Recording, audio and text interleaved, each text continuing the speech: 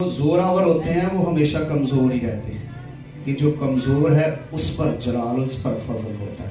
Hallelujah. आज जिस बात के बारे में हम सीखने वाले हैं, बड़ा खास मौका है और बड़ा खास टॉपिक है, जिसके बारे में मेरी रूह के अंदर ये बड़ा बोझ था और मैं बारहा इसके बारे में सोचता रहा और मेरे दिल के अंदर ये था कि मैं इस चीज पर एक सेमिनार करूं, लेकिन अभी तक मुमकिन हो नहीं पाया। लेकिन मैं खुदा की मर्जी को, खुदा की फेवर को, उस बात को, उस वक्त का इंतजार कर रहा हूं। लेकिन खुदा उस वक्त को मेरी जिंदगी में जरूर लाएगा ताकि मैं इस बात का इंतजाम कर सकूं, इस काम के लिए खड़ा हो सकूं, कर सकूं। और याद रखें, हर एक चीज का एक वक्त ठहराया हुआ है, मुकर्रर किया हुआ है। और स्पेशली आज हम जिस बात के बारे में सीखेंगे वो है क्रिश्चियन मैरिज। मसीही अज़दवाजी जिंदगी जो है, ये आजकल के दौर के अंदर हम देखते हैं कि इन चीजों की हमारे खानदानों को बड़ी जरूरत है।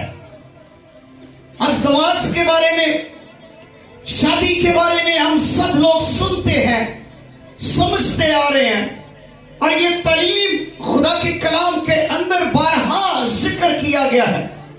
पैदाइश से लेकर मुकाशफा तक बाइबल को पढ़ें, रीड करें तो आपको बेशुमार शादी के हवालाजात, शादी की शराइत, शादी के तरीकाकार और खानदान को रखने का, बनाने के तरीकाकार जो है, ये बाइबल मुकद्दस के अंदर मौजूद है। हर तरह की तालीम, बीवी के लिए इंस्ट्रक्शंस मौजूद है, शौहर के लिए इंस्ट्रक्शन मौजूद है, खानदान के लिए ये चीजें मौजूद हैं। और बाइबल मुकद्दस एक ऐसी वाहिद किताब है जिसके अंदर हमें हर एक चीज आया मिलती है, परफेक्ट तौर पर हमें सीखने को मिलता है। और आजकल हमारे खानदानों के अंदर हमारी जो शादियां हैं वो नाकाम हो रही हैं। मसीही अज़दवाज जो है, अब वो अज़दवाज रहा नहीं है। अब शादियों के अंदर प्रॉब्लम है, परेशानियां हैं। नौजवानों, बेटियों के, बेटों के लिए खानदान परेशान है, रिश्ते नहीं मिल रहे, लड़कों के नहीं मिल रहे, लड़कियों के नहीं मिल रहे, अच्छा माहौल नहीं है, अच्छा लड़का नहीं है, अच्छा घर नहीं है, लड़के की सैलरी ठीक नहीं है, लड़की खूबसूरत नहीं है, लड़का खूबसूरत नहीं है। बहुत सारी ऐसी बातें हैं जिनकी बिना पर हम शादी की बुनियाद रखते हैं। बहुत सारी ऐसी वजूहात हैं जिनकी वजह पर हम शादी की बुनियाद रखते हैं। और ये जो सिलसिला है, यही हमारी नाकामी का पहला स्टेप है, यही हमारे अज़दवाज को खराब करता है। और याद रखिए, जिस अज़दवाज को हम देख रहे हैं, जिसकी पिक्चर हमारे सामने है, जिसको आज हम वॉच कर रहे हैं, वो बाइबल का अज़दवाज नहीं है, वो बाइबल की शादी नहीं है, वो बाइबल का कानून नहीं है, वो खुदा का कानून नहीं है, क्योंकि हम खुदा के कलाम से वाकिफ नहीं है।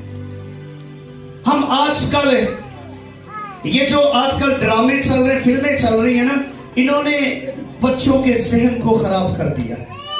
अज़दवाज को वो देख रहे हैं, उसमें देख रहे हैं, उसमें देख रहे हैं शादी को, कि शौहर को किस तरह ठीक रखा जाता है, बीवी को किस तरह रखा जाता है, और बच्चों को, सास ससुर को किस तरह ठीक रखा जाता है। बहू ससुराल जाएगी तो क्या करेगी, बहू मायके आएगी तो क्या करेगी। ये उलट पैटर्न है, ये उलट तस्वीर है जो शैतान हमें दिखा रहा है, और हम इससे बेखबर हैं।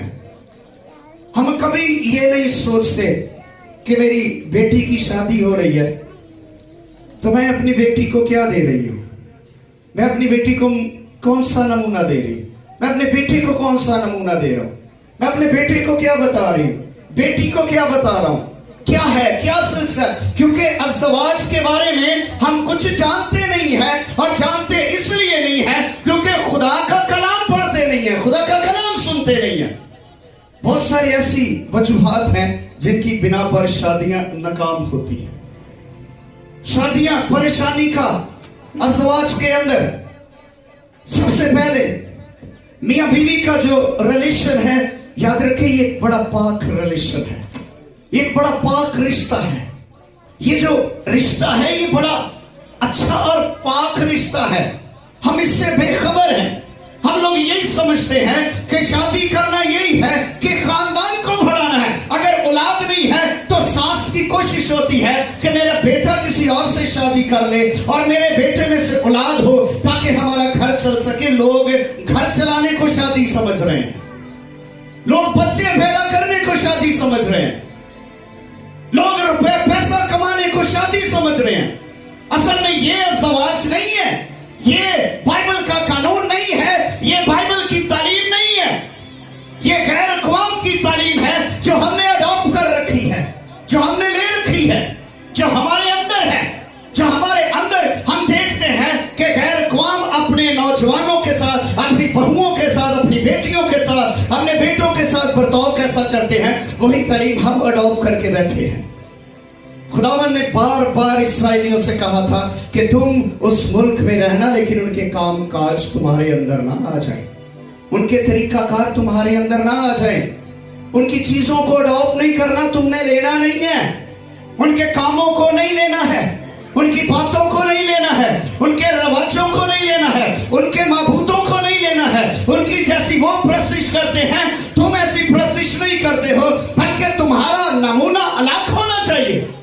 तुम खुदा की कौम हो, तुम चुने हुए लोग हो, तुम पाक किए हुए हो, तुम अलग किए हुए हो, तुम्हारा तरीकाकार अलग हो उनसे, तुम्हारे अंदर वो चीजें ना हो। लेकिन इस्राएली फिर जैसे जिस मुल्क में जाते उनके तरीकाकार ले लेते। आज हमारी कौम भी ऐसा कर रही है, बाइबल के तरीकाकार को भूल कर गैर कौम के तरीकाकार को अडॉप्ट किए बैठे हुए हैं। आज रस्म और रिवाज अजीब है, आज रस्म और रिवाज अजीब है। बेटी की शादी हो रही है, माँ बाप को फिक्र नहीं है। माँ बाप फिक्र कर रहे थे, इस चीज की फिक्र कर रहा है कि मेरी शरीके से नक ना लथ जाए, मैं फलाना काम कर लवा, मैं दहेज कोई कमी ना छड़ा, मैं जान जावे तो रोटी खवावा कोई कमी ना रहे। हम इन चीजों के लिए परेशान है, इंतजाम के लिए परेशान है, बेटी के दहेज के लिए परेशान है, लेकिन कोई स्पिरिचुअल लाइफ के लिए परेशान नहीं है। कोई ये नहीं सोच रहा कि मेरी बेटी किस कदर खुदा के साथ है, किस कदर खुदा में है, मेरा जो दामाद है क्या वो खुदा परस्त है, क्या वो खुदा के अंदर है। इसलिए खुदा के कलाम के अंदर लिखा है कि ना हो आज जुओं में ना जुतो। हम जानबूझकर जुए में जुटते हैं और हम कहते हैं कि हमारी बेटी परेशान है, हमारा बेटा परेशान है। हम सोचते हैं, हम किन चीजों को देखते हैं, हम देखते हैं लड़का कमाता कितना है, क्या कमाता है, इस चीज पर नजर है। कमाई कहां से आ रही है ये पता नहीं है, कहां से आ रही है, कमाता कितना है ये पूछना है हमने। उनका घर कैसा है, उनके घर में क्या क्या फैसिलिटीज हैं, उनके घर में खाने वाले कितने हैं। घर से तालीम शुरू हो जाती है, घर से तालीम शुरू होती है। हमारे खादम उस्ताद साहब को किसी ने कॉल की, एक बेटी ने कॉल की, तो उसका उन्होंने निकाह पढ़ा, तो उस बच्ची ने पादरी साहब को कॉल की, तो कहती पादरी साहब मैं आपसे एक बात करना चाहती हूँ। उसने कहा जी मैं अपने घर में बड़ी परेशान हूँ। उसने कहा किस लिए परेशान हूँ। उसने कहा जी देखो शादी तो मेरे बंदे को आई सी ना, तो मैं अपनी सास वास्ते भी रोटी पकावा, सौरे वास्ते भी पकावा, फलाने वास्ते पकावा। पादी साहब ये चीज़ें गलत हैं। यानी ये वो चीज है जो उसने अपनी माँ से अडॉप्ट किया हुआ है, जो उसने अपनी माँ से ली हुई है, जो उसकी माँ ने। याद रखें बाइबल मुकद्दस में जो पहला रिलेशन था, पहला रिश्ता था, वो मियाँ बीवी का था। बाकी रिश्ते बाद में निकले हैं, बाकी रिश्ते उसके अंदर से निकले हैं। ये पहला रिश्ता मियाँ बीवी का था जो खुदा ने खुद तख्लीक किया, खुदा ने बनाया है, और बाकी रिश्ते इसके अंदर से निकले हैं। अगर कोई अच्छा मियाँ बीवी नहीं है तो वो अच्छा माँ बाप बन नहीं सकता, वो अच्छी सास ससुर बन नहीं सकता, वो अच्छा मामू, अच्छा चाचू, अच्छा ताया, अच्छा बाप नहीं बन सकता जब तक वो अच्छा मियाँ बीवी ना बने। उनका रिलेशन अच्छा नहीं है, उनकी आगे लड़ी भी अच्छी नहीं चलेगी। क्यों? क्योंकि मियाँ बीवी एक ऐसा पाक रिलेशन है जिसे आज हम समझ नहीं पाते। खैर कोई गल नहीं, ऐ नहीं ठीक है, छड़ दे आप उधर कर लांगे, वो नहीं ठीक है, छड़ दे आप उधर कर लांगे। ये कोई मजाक नहीं है। यानी आप रिश्ता तोड़ रहे हैं, आप झूठा उसको बना रहे हैं जो बीच में विटनेस है, जो गवाह है, और गवाह खुद खुदा है। जब खुदा आपको जोड़ता है, तीसरा खुदा बीच में गवाह होता है। और आप जब गलत काम करते हैं तो फिर अगर तुसी किसी को पैसे ले हो ते गवाह विच पादरी साहब होवे तो तुसी उन्होंने पैसे ना वापस करो, खा जाओ, ते बिस्ती किदी बिस्ती है? भाजी उच्ची बोलो, नहीं क्या कुछ कहते। हाँ जी, मियाँ बीवी का रिलेशन जब उनको एक पाक बंधन में जोड़ा जाता है, बंधा जाता है, जब वो रिंग पहनाते हैं, एक दूसरे को उससे ताबिया करते हैं, और उसमें दरमियानी खुदा बाप खड़ा होता है, वो उनको बरकत देता है। बढ़ो फलो, बढ़ो फलो, फ्रूटफुल हो जाओ, बढ़ जाओ, बरकत करो, जमीन को मामूर करो, भर दो, बढ़ो फलो, ये बरकत है मेरे लिए। फिर आगे बढ़ते हैं। आए मेरे साथ निकाले कलाम खुदा में से, मैं सोच रहा हवाला पढ़ लेंगे फिर आगे चल लें। आए मेरे साथ निकाले, मिलाकी की किताब है, पुराने अहदनामे के अंदर, अहद जदीद के अंदर पुराना अहदनामा है, इसकी आखिरी किताब है।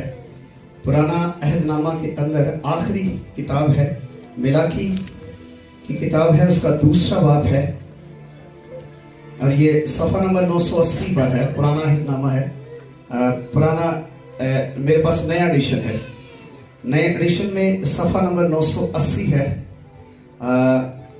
बाब नंबर 2 है।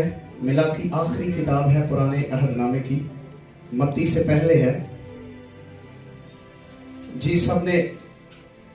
सबने हवाला निकाल लिया जी, आयत नंबर 13, और मैं चाहूंगा कि आज सलीम साहब हमारे लिए इस हवाले को पढ़ दीजिए। 13 आयत से लेकर हम 16 आयत तक कलाम खुदा में से तलावत करेंगे। खुदाम के तसल्ली बख्श कलाम में यूं लिखा है, फिर तुम्हारे ईमाल के सबब से खुदामंद के मज़बा पर आहो नाला और आंसुओं की ऐसी कसरत है कि वो ना तुम्हारे हदिये को देखेगा और ना तुम्हारे हाथ की नज़र को खुशी से कबूल करेगा। तो भी तुम कहते हो कि सबब क्या है?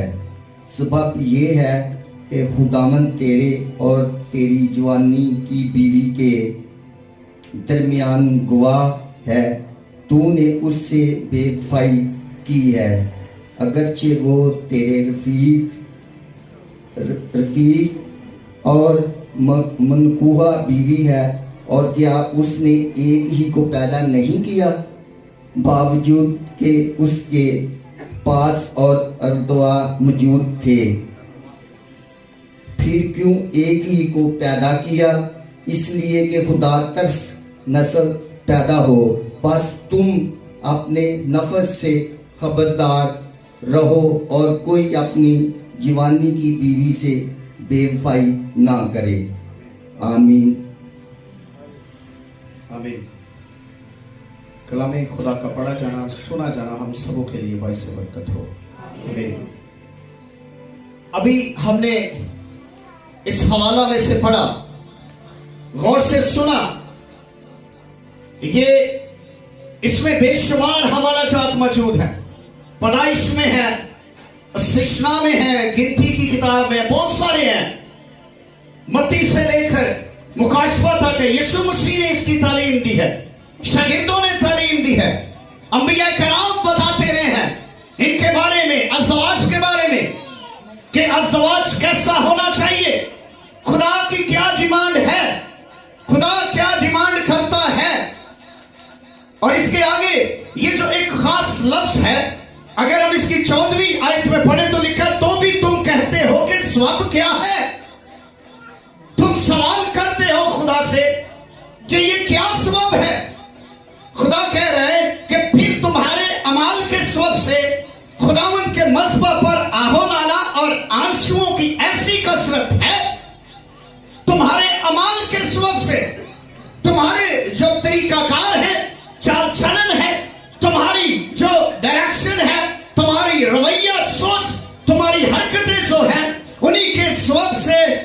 मस्बा पर आहोनाला और आंसुओं की ऐसी कसरत है कि वो तुम्हारे हदिये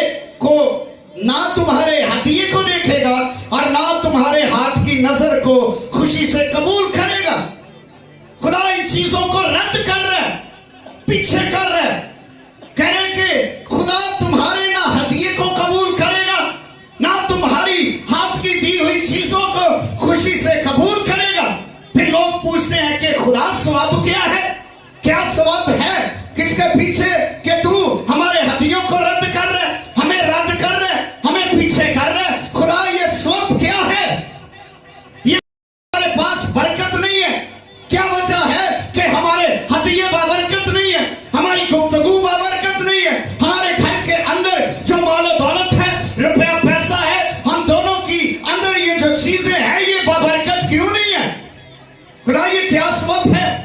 कभी आपने पूछने की कोशिश की है खुदा मेरी और मेरी बीवी की लड़ाई होती है, सबब क्या है? खुदा मैं अपनी बीवी के साथ वफादार नहीं, सबब क्या है? मेरे बच्चे वफादार नहीं है, क्या सबब है? मेरे घर में बरकत नहीं है, क्या सबब है? मेरा शौहर मुझे देखकर गैर औरत के पीछे जा रही है, क्या सबब है? मेरी बीवी मुझे छोड़कर गैर मर्द के पीछे जा रही है, खुदा ये क्या सबब है? ये रिलेशन क्या है? खुदा तूने इस तरह की बरकत तो नहीं दी थी, तूने इस तरह तो नहीं बनाया, तूने ये रिलेशन तो नहीं जोड़ा। अगर मेरी बीवी मेरे साथ मुत्तफिक नहीं है, बाबरकत नहीं है, अगर मेरी बीवी मेरे साथ सिंसियर नहीं है, तो खुदा ये क्या सबब है? क्या कभी आपने खुदा से सवाल किया है खुदा ये क्या सबब है? खुदा ये क्या वजह है? मेरे पास रुपया पैसा है, बरकत नहीं है, ये क्या वजह है? मैं अपने घर में हूं, मैंने अपनी शादी कर ली है, खुदा मेरे पास बच्चे हैं, मेरे बच्चे बाबरकत नहीं है, ये क्या वजह है? क्या सबब है? क्या कभी सवाल किया है खुदा से? कभी पूछा है खुदा मेरा बच्चा मजदूर पैदा हुआ है, क्या सबब है? खुदा तेरे कलाम में तो ऐसा नहीं लिखा। खुदा मेरी बेटी पैदा हुई, मेरी बेटी मर गई, क्या सबब है? खुदा तूने मुझे बेटा दिया, बेटा ले लिया, क्या सबब है? ये क्या वजह है? मुझे बता, ये मैं क्यों परेशान हूं? मेरी बेटी इस तरह क्यों है, मेरा बेटा इस तरह क्यों है? और खुदा आगे कहता है सबब ये है। आगे जवाब भी है, आगे जवाब है। पहले इंसान पूछ रहा है ये क्या सबब है, खुदा क्यों कबूल नहीं कर रहा? वो कह रहे सबब ये है कि खुदावन तेरे और तेरी जवानी की बीवी के दरमियान गवाह है। खुदा क्या है जी? गवाह है। तेरे और तेरी जवानी की बीवी के दरमियान खुदा गवाह है। सबब यह है कि खुदा गवाह है, जो विटनेस है वो खुदा है। किसी इंसान के दरमियान में किसी इंसान ने तुझे नहीं छोड़ा है।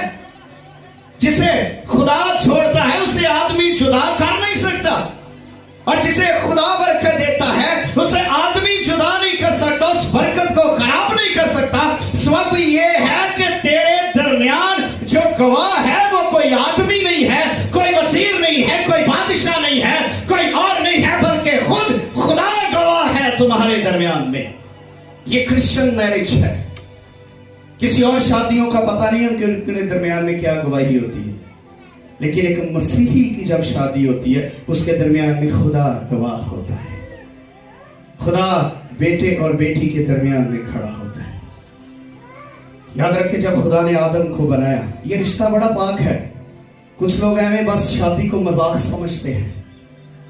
कुछ लोग समझते हैं अगर हम इसके आगे जाके पढ़े तो खुदा पता क्या कहता है, क्यों सारा कुछ नहीं था? क्योंकि खुदा तरस नस्ल पैदा हो, खुदा तरस नस्ल पैदा हो। ये सबब ये है कि खुदा चाहता है, खुदा की ये डिजाइन है, खुदा की ये सोच है, खुदा के ये दिल के अंदर ये दर्द है कि खुदा तरस नस्ल पैदा हो। खुदा तरस नस्ल क्यों पैदा नहीं होती? क्योंकि हम उस गवाह की डिमांड को पूरा नहीं करते। आजकल हर एक शख्स शादी से पहले फोन पर 2-2 घंटे बातें होती है। क्यों होती है? हो रही है। सब कुछ बताया जा रहा है, जाना जा रहा है।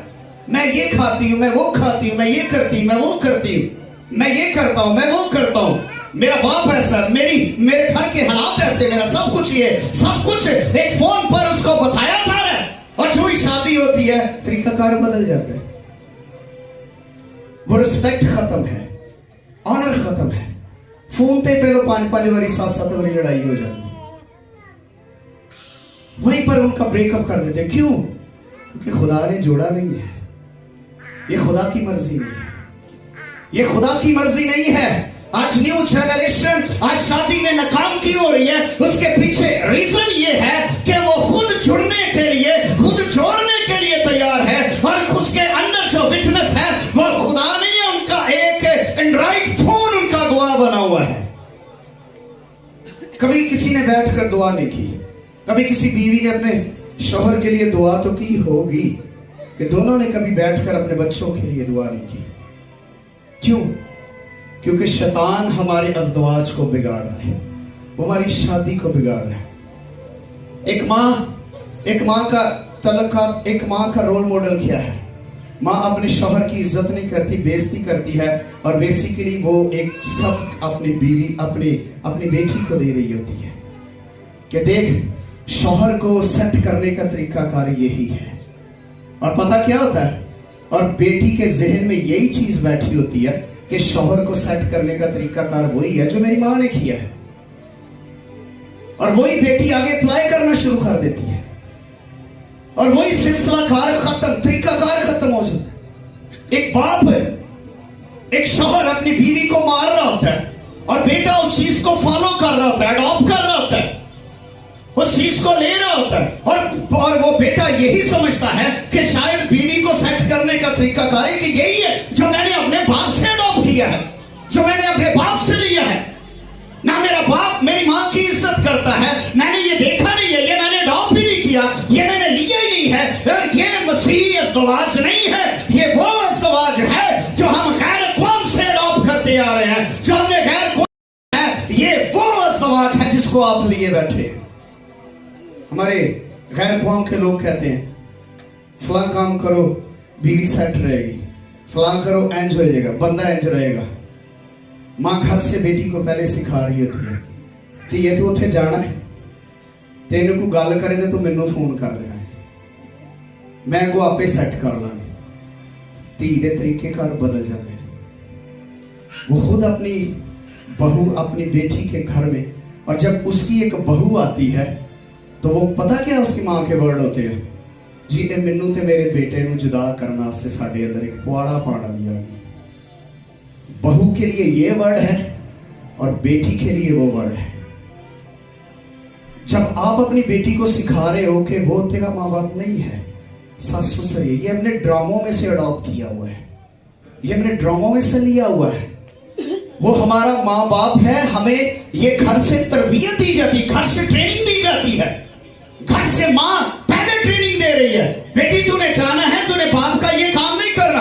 तेरा ससुर हर टाइम खांसता रहता है, तेरी जो सास है वो हर टाइम बीमार रहती, तूने उनका पता नहीं लेना, तूने पूछना नहीं है, ये तेरी तरबियत नहीं है, ये अकॉर्डिंग टू बाइबल गलत है, और ये बाइबल का कानून नहीं है। खुदा ये नहीं चाहता, बल्कि खुदा ने कहा पढ़ो फलो, और खुदा ने उनको इंतजामात की बरकत दी है, पढ़ने की बरकत दी है, और एक निजाम सेट करके दिया है कि ये तुम्हारा निजाम है, ये तुम्हारी बरकत है, ये तुम्हारा खानदान है कि अब तूने पढ़ना फलना है और जमीन को मामूर करना है, पढ़ना है तुमने, और तुमने पढ़ जाना है और पढ़ना है। और ये चीजें आजकल अज़वाज में परेशानी का बाइस बन रही है। जैसे कि बात होती है, सबसे पहले माँ बाप एक्शन लेना शुरू कर देते हैं। अब बुलाओ जरा जवाई, पूछिए जरा करदा कि ये सब कुछ सेट कर देना। अगर आप अपने जवाई की इज्जत नहीं कर रहे तो आपका बेटा आपकी इज्जत नहीं करेगा। जैसे वो आपकी बेटी है, वो आपका बेटा है। बाइबल के अंदर रिस्पेक्ट है दोनों की, ऑनर है दोनों का, दोनों को ऑनर है। आज हमारे क्रिश्चियन इस बात से बेखबर हैं। हमारी क्रिश्चियन कम्युनिटी के अंदर, हमारी क्रिश्चियन बिरादरी के अंदर जो माएँ हैं वो इस चीज को अडॉप्ट करके बैठी, गलत चीजों को। माँ की जो जुबान है वो जहन से आगे होती है, और बाप का जो जुबान है वो हाथ पहले चलता है। एक बच्चा जो घर में जो कुछ हो याद रखे, आपका बच्चा जो है ना, जब मैं स्टडी कर रहा हूं बताते, बच्चा जो है वो टेप रिकॉर्डर है। बच्चा जो है वो टेप रिकॉर्डर है। जो जो कुछ माँ बाप कर रहे हैं बच्चा उसे अडॉप्ट कर रहा है, उसको ले रहा है। माँ बाप बैठे हैं सेन के अंदर, लड़ रहे हैं, लड़ी जा रहे हैं। माँ जो है किचन से फायरिंग कर रही है, बाप 4 बजे बाहर बैठा फायरिंग कर रहा है, लड़ाई हो रही है, सब कुछ हो रहा है, किसी को पता नहीं है। बच्चे आए हैं, बच्चों के सामने बीवी अपने हस्बैंड की नखेदी करती है, लेट डाउन करती है, और बच्चे बाप की इज्जत नहीं करते। बाप अपनी बीवी को लेट डाउन करता है और बच्चे मां की इज्जत नहीं करते। उसके पीछे रीजन क्या है? अगर आपके बच्चे आपके बाप की इज्जत नहीं करते तो उसके पीछे रीजन उस मां का रोल है, उस मां का किरदार है जो अपने बच्चों के अंदर गलत डायरेक्शन है, गलत तरीकाकार है, गलत तालीम है, गलत वर्ड है जो उनके अंदर डिलीवर कर रही है। और एक मां है उसके पीछे जो अपने हस्बैंड की इज्जत नहीं करवा रही। त्यार पता टेढ़ा प्यो इंज अगर प्यो गलत है ना ते बाइबल मुकद्दस नु पत्रस से पहले खत दे 3 बाब नु पढ़ो जाके ते तेनु पता चलेगा कि मियां बीवी का किरदार की है। अगर बाप ने गलत किया है तो मां को चाहिए बच्चों के सामने कभी अब उस बाप को लेट डाउन ना करे, उसे बताए कि ये तेरा बाप है, ये तेरे लिए मेहनत करता है, ये तेरे लिए खिदमत करता है, ये तेरे लिए दिन रात बाहर रहता है, इसके हाथ देख तेरे लिए, इनके हाथों पे छाले पड़े तेरे लिए पड़े हैं, ये तेरा बाप है, खबरदार तूने इसके आगे ऊंची आवाज में नहीं बोलना। वो बाप से हमेशा डरता रहेगा। और एक बाप है अपनी मां अपनी बीवी की निखेधी करता है। आपको पता है आपकी मसे ढ्याडी मां नु आ नहीं करना था, ढ्याडी मां इंज दी है, ढ्याडी मां उंज दी है, ये है वो है। फिर कभी बच्चे भी मां की इज्जत नहीं करते। ये इज्जत क्यों नहीं है? क्योंकि अगर कोई अच्छा मियां बीवी नहीं है तो वो अच्छा माँ बाप बन नहीं सकता, वो अच्छा सास ससुर बन नहीं सकता, वो अच्छा मामू मामा बन नहीं सकता, वो अच्छा दादा दादी नहीं बन सकता, वो अच्छा नाना नानी नहीं बन सकता अगर वो अच्छे मियां बीवी नहीं है। ये आज हमारे खानदानों के अंदर ये बड़ी प्रॉब्लम क्रिएट हो रही है। गलत डायरेक्शन है, गलत तरीकाकार है। अगर कोई बेटी घर में कुछ चीज फोन पे है, काम कर रही है, तो माँ बाप की जरूरत नहीं पड़ती कि बेटी को बुलावे, डरते हैं उससे। और यही शैतान चाहता है। शैतान ने हमें गलत तस्वीर दिखाई हुई है। और बाइबल के अंदर अगर शौहर की इज्जत है तो खुदा के बाद शौहर की इज्जत है, खुदा के बाद शौहर की रिस्पेक्ट है, खुदा के बाद शौहर की ऑनर है, शौहर का इज्जत है और उसकी इज्जत है। अगर आप उसकी इज्जत नहीं करते तो आप अपने खुदा की भी इज्जत नहीं करते। आपकी दुआ रुक जाएगी, आपका हदिया रुक जाएगा, आपकी बरकत रुक जाएगी। अगर आप अपने शौहर के साथ सिंसियर नहीं हो, आपकी बरकत, आपका हदिया, आपके लिए आसमान बंद हो जाएगा, आपकी दुआएं रुक जाएगी। ये बाइबल के अंदर लिखा हुआ है। अगर वो एक दूसरे के लिए बाबरकत नहीं है तो दुआएं रुक जाएगी, कोई चीज नहीं है। लिखा है कि तू अपनी बीवी से बेवफाई ना कर। बेवफाई करते बाजकर घर दे बंदे मजबूर कर देते हैं। बहुत सारे ऐसे लोग हैं जिनकी घर में बीवी, उन्होंने बाहर भी औरतें रखी हुई। बहुत सारी ऐसी औरतें हैं जिनके घर में भी शौहर है, उनके रिलेशन भी गलत है। ये बातें हमें कड़वी लगती हैं, कड़वी लगेगी, लेकिन ये खुदा का कलाम है। ये कड़वी लगती हैं थोड़ी सी, लेकिन ये चीजें गलत हैं। आप अपने रिलेशन को दुरुस्त करें, खुदा आसमान को खोल देगा। आप अपने रवैये को दुरुस्त करें, खुदा आसमान को खोल देगा। आसमान बंद ही इसीलिए हुआ है कि नीचे तरीकाकार ठीक नहीं है। जब खुदा ने आदम को बनाया, पता, जब खुदा ने आदम को बनाया तो सब चीजों का उसने जोड़ा बनाया था। उसको नजर आया, उसने निगाह की कि आदम अकेला है और सब चीजों के अंदर सिर्फ एक वाहिद आदम था जिसको अपनी सूरत और शबीह पर बनाया था, अपनी सूरत और शबीह पर बनाया था। जानवर, पहाड़, परिंदे, मछलियां, जानवर, हर एक चीज बनाएगी, लेकिन कोई खुदा की सूरत पर नहीं था। खुदा ने उसको अपनी सूरत पर बनाया था। और याद रखें, जब जब जब निकाह किया जाता है तो आपको पता है, अक्सर औकात के खातमीन कहते हैं जी, बाप आकर अपनी बेटी का हाथ इस बेटे के हाथ में ले, वो बाप आता है। और ये निजाम सिस्टम ऐसे नहीं चल रहा, ये बाइबल के अंदर मौजूद है। ये निजाम ऐसे नहीं है, ये बड़ा खास निजाम है। जब खुदा ने उसको बनाया, गौर से सुनिएगा, जब खुदा ने आदम को बनाया तो आदम को गहरी नींद भेजी, उसकी पसली में से हड्डी और गोश्त को लिया, फिर एक औरत को बना दिया, तो फिर खुदा आदम के पास लाया। लिखा है बाइबल में, खुदा लाया है। और ये हिस्ट्री में, दुनिया में, बाइबल की तालीम में ये पहला बाप है जो अपनी बेटी को आदम के पास लेकर आया था। ये पहला बाप है जो आदम के पास अपनी बेटी को लेकर आया था। अगर आदम का लेवल ऊंचा है तो हवा का भी लेवल ऊंचा है। अगर आदम बाबरकत है तो हवा भी बाबरकत है। वो खुदा की बेटी है, वो खुदा की बेटी है जिसे खुदा खुद आदम के सुपुर्द कर रहा है कि ये ले, ये मैं तेरे लिए लाया हूं। अब दोनों को बरकत दे रहा है, बढ़ो फलो। अब दोनों को बरकत दे रहा है, एक जिम्मेदारी दे रहा है कि बागबानी करनी है। ये तूने बागबानी करनी है, संभालो इस खानदान को, संभालो ये जो खानदान मैंने तुम्हें बना दिया है, और संभालो, इसके अंदर खेती बाड़ी करो, खाओ खूब मौज करो, ऐश करो, बढ़ो फलो, और यहाँ पर बागबानी करो। लेकिन एक बात याद रखना, वहां पर एक कानून भी था कि ये काम ममनू है, ये नहीं खाना, ये फल नहीं खाना। आज भी बहुत सारे ऐसे काम हैं जो इज़्दिवाज के अंदर खुदा ममनू करता है, खत्म करता है, लेकिन हम उसे कर रहे हैं। और मसला पता क्या होता है? यही वजह है कि हम खानदानों से जुदा हो जाते हैं। उस जोड़े को बाहर निकाल दिया गया, उसको उसकी जगह पर जो खुदा ने बनाई थी वहां से बाहर निकाल दिया गया।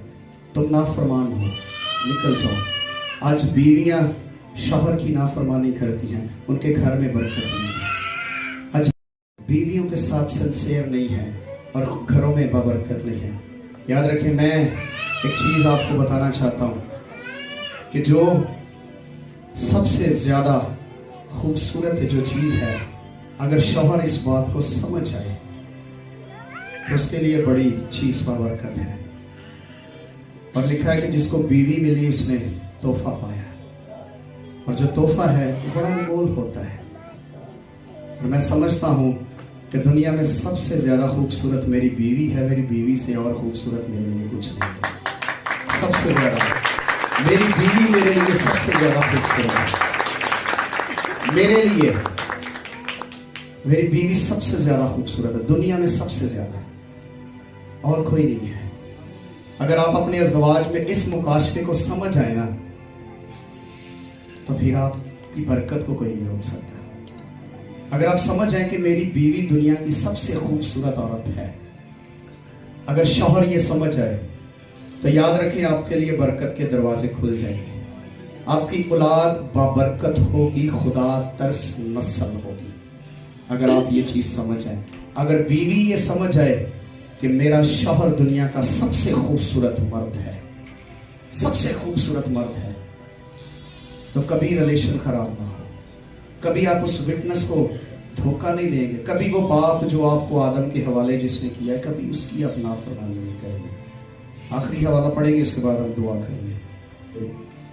मैसेज तो भी और था, तो इसको इसी जगह पर वाइंड अप करते हैं। अच्छा, अभी हमने इसको पढ़ा था कि तेरी ये मनकूहा बीवी है। इसका मतलब पता क्या है? इसका हम ग्रीक में अगर मुतालिया करें, तर्जमा करें, तो इसका मतलब वो तेरी बीवी जो तेरे अहद के साथ जुड़ी है, अहद तेरे साथ बना, उस अहद को समझे। ये छोटी छोटी बातें, ये भेद अगर मसीहियों पर खुल जाए ना, तो फिर कमाल की बात है। और खुदा के कलाम में पता क्या लिखा है? मेरे लोग अदम मार्फत से हलाक हो रहे हैं। क्यों?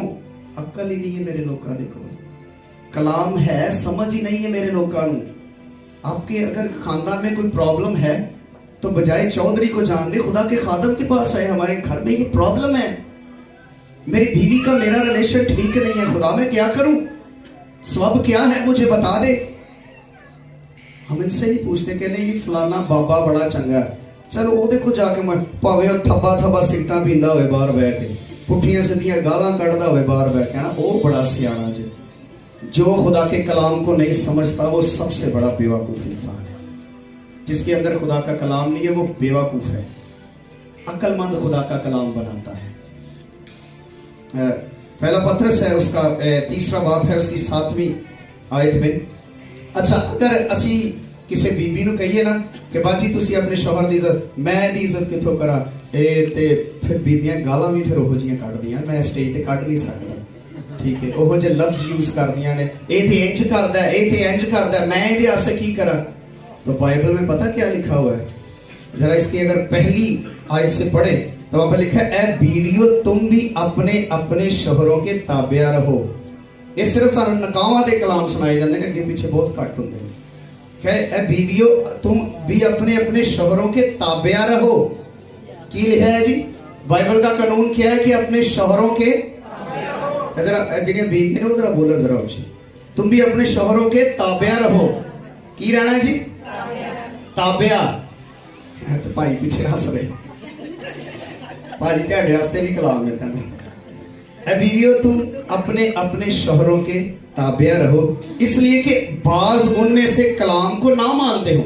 अगर ओदा चाल चलन ठीक नहीं है, अगर ओदा तरीकाकार ठीक नहीं है, अगर गलत तरीकाकार है, शराब पींदा है, झूठ बोलदा है, जुआ खेलदा है, जो कुछ भी करदा है, अगर ओदा तरीकाकार ठीक नहीं है ते ओदा ए मतलब नहीं कि तुसी ओदी ताबियादारी छड़ दो। ओदा ए मतलब नहीं कि तुसी ओदे अगे गलत अल्फाज यूज करना शुरू कर दो। लिखा है कि ए बीवियों तुम भी अपने अपने शौहरों के ताबे रहो, इसलिए कि अगर बाज उनमें से कलाम को ना मानते हो तो भी तुम्हारे पाक चाल चलन, फिर आगे गल आ जाती है बीवी के चाल चलन थे। अगर शौहर गुस्से वाला है, बुरा काम करता है, झूठ बोलता है, नफरत करता है, किते होर बाहर जो कुछ मर्जी करता है, बीवी को सारा पता है, तो फिर अगे आ गई जाता है, फिर तुम्हारे पाक चाल चलन और खौफ को देखकर बगैर कलाम के अपनी बीवियों के चाल चलन से खुदा की तरफ खींच जाते हैं। बगैर कलाम से वो अपनी बीवी का रवैया देखकर खिंच जाते, ते बीवियां थे गाला काट कर ताने मार मार के वो कहते मेरी बीवी तो चंगी है ही नहीं। तो फिर तब्दीली कैसे आएगी? शौहर ठीक नहीं है तो फिर अपना चाल चलन दुरुस्त रखो, अपना रवैया ठीक रखो, ताकि वो तुम्हारे रवैये को देखकर खुदा की तरफ खिंच जाए। खुदा की वो हर वक्त देखे, यार मैं जब भी आता हूं मेरी बीवी दुआ करती है, मेरी बीवी कभी संडे को मिस नहीं करती, मेरी बीवी खुदा के खादमों के साथ है, मेरी जो बीवी है दुआ करने वाली है, कलाम पढ़ने वाली है, मोहल्ले में उसकी बड़ी इज्जत है, मोहल्ले में उसका चाल चलन ठीक है। तो वो एक दिन खुद शर्मिंदा हो गई, यार मैं तो बड़ा गलत बंदा हूं। तो फिर वो पता ही करता है, जो बीवी भी अगो बोलती फिर 4-5 ला के फिर बाहर आ जाता, तो कहता है ये सेवा वाली सही। फिर असं कहने ये नहीं बदल सकता पादरी साहब, इन्हें कभी नहीं बदलना, ये खानदान ही इंजदा है, फलाना ही इंजदा है। ये क्यों? इसके पीछे रीजन वो गलत नहीं है, गलत आप ही हैं। आपका चाल चलन, आपका रवैया, आपकी टोन, आपकी गुफ्तगू, आपका तरीकाकार ठीक नहीं है बाइबल के मुताबिक। अगर आपका ठीक हो तो बाइबल कह रही है कि वो शौहर ठीक हो सकता है। और आगे लिखा है, आगे हम चलते हैं, आखिरी आयत है 7वीं आयत में लिखा है, ऐ शौहरों तुम भी बीवियों के साथ अक्लमंदी से बसर करो। ऐ बंदे जरा गौर न सुन लेंगे। ऐ शौहरों तुम भी बीवियों के साथ अक्लमंदी से बसर करो। अक्लमंदी ना काम करना है, बेवकूफी नहीं। जो यहाँ पे अनमैरिड बैठे हैं वो भी जरा सुने गौर से, वो भी इस बात को सुने, वो भी इस बात को अडॉप्ट करें। उन्होंने भी कल को शादी के बंधन में बंधना है। याद रखें, जो आपको गलत सलाह देती है, देता है, कभी ना करे खुदा के कलाम को खोले, जो इसमें लिखा है उसको पूरा कर दे। जो तेरी मां तेन गलत सलाह देती है तो याद रखें वो आपकी कलाम, आपकी अज़दवाज को खराब कर रही है। बाप गलत सलाह दे रहा है, वो अज़दवाज को खराब कर रहा है। और मैं यहाँ पर माँ बाप से यही इल्तमास करता हूँ कि अपनी बेटियों को खुदा के कलाम की डायरेक्शन दें, सही दें। उसको कहे बेटी जैसे तू मेरी इज्जत करती रही है वहां पर भी जाकर माँ बाप की वैसे इज्जत कर, वो भी तेरा माँ बाप है। जिस दिन ये समझ आएगा ना कि वो मेरा माँ बाप है, ਉਹਨੂੰ ਘਰੋਂ ਜਿੱਦਣ ਮੰਗ ਜਿਹੜਾ ਜਦੋਂ ਦਿਨ ਪੈਂਦੇ ਨੇ ਨਾ ਤੇ ਉਹਨੂੰ ਉਦੋਂ ਹੀ ਦੱਸ ਦਿੰਦੇ ਨੇ ਤੇਰੀ ਸੱਸ ਇੰਜ ਦੀ ਤੇਰਾ ਸਹੁਰਾ ਇੰਜ ਦਾ ਤੇ ਉਹਨੂੰ ਇੰਜ ਕਰੀ ਉਹ ਪੂਰਾ ਸਾਲ ਆਪਣੇ ਜ਼ੇਨ 'ਚ ਸਕੈਚ ਬਣਾ ਕੇ ਬੈਠੀ ਰਹਿੰਦੀ ਹੈ ਕਿ ਮੈਂ ਜਾਣਾ है तो मैं इंज करना है, मैं इंज करना है। वो पहले स्केच बना लेनी। क्यों स्केच? क्योंकि माँ उस स्केच के ऊपर ईंटें लगा रही होती है, बहन ईंटें लगा रही होती है, भाई ईंटें लगा रहा होता है। ओह तेरा सौरा तेज दा खंगदा रहिंदा हर टाइम ये ते वो, तो ਉਹਨੂੰ तो ਕੱਢ ਦੀ ਬਾਹਰ, चला गया जिथे मर्जी। वो घर ते तेरा ना, तेरे कमरे च तेरे सौरे दा की काम है? वो की लैन आंदा? तेरी सੱਸ ਦਾ की काम है? उन्होंने उत्थे बाहर ही रखा कर बैठक दे विच ही। ये तलीमें गलत है, ये बाइबल का कानून नहीं है।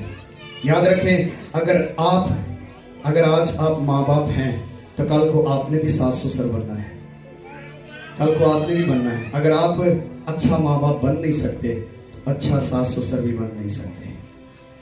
और लिखा है बसर करो नाजुक ज़र्फ जानकर उसकी इज्जत करो, यूं समझो कि हम दोनों जिंदगी की नेमत के वारिस हैं ताकि तुम्हारी दुआएं रुक ना जाएं। लिखा है हम दोनों जिंदगी के वारिस हैं।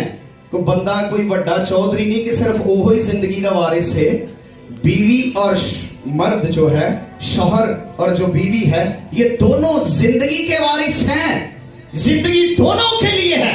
और लिखा है कि तुम दोनों जिंदगी के वारिस हो, और इसलिए ताकि तुम्हारी दुआएं रुक ना जाए। हमारी दुआएं रुकी हैं, हमारा तरीकाकार गलत है, इसी वजह से गलत है, हमारी दुआएं रुकी हैं, आसमान बंद है। क्यों? क्योंकि अज़दवाज ठीक नहीं है। इसको दुरुस्त करें ताकि आपकी दुआएं ना रुकें। आए अपनी आंखों को बंद कीजिएगा, दुआ मांगना शुरू कीजिएगा खुदा के फजल के लिए।